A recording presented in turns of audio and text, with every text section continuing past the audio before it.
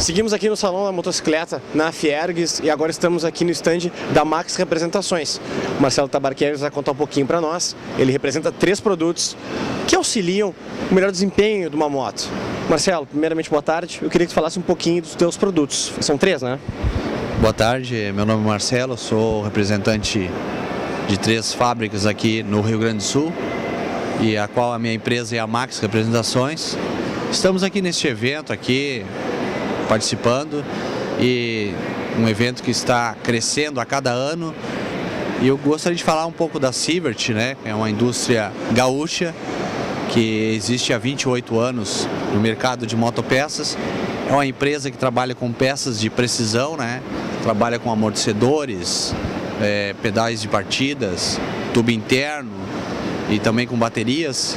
É uma empresa que também já cresceu bastante no mercado. E é um produto que tem bastante saída em todo o país, né? E aqui no Rio Grande do Sul nós somos representantes dessa empresa. Estamos aí atuando no mercado aí já há 4 anos, a Max Representações, e está cada vez mais crescendo esse ramo de motopeças. A Sievert é a marca, então, que ela por exemplo, produz correias, acessórios assim para motocicleta, mais na parte mecânica, né? Na parte mecânica. A Sievert hoje ela produz amortecedores, né? Pedais de partidas e tubos internos, né? Cilindros internos também, que é conhecido como canela, baterias, né? E kit de transmissão, que é a relação para moto. Que é a relação, o kit de relação é um produto que mais roda, que se mais troca, gasta bem mais, então é trocado em seguida, né? Claro. E tá seguindo muito bem nesse ramo aí. Maravilha.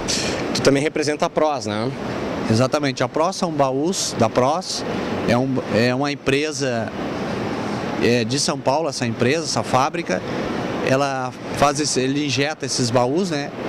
Hoje nós trabalhamos com 3 modelos de baús, que é o de 34 litros, o de 29 litros e os de 25 litros. Né? Esse baú Pros é de uma empresa que também eles injetam para concessionárias Volkswagen, né? GM, Ford. Então é uma empresa que também já está há 20 anos no mercado. Esses baús, qual é o material que eles são feitos? Eles são feitos com materiais de polipropileno, né? São bem resistentes, né?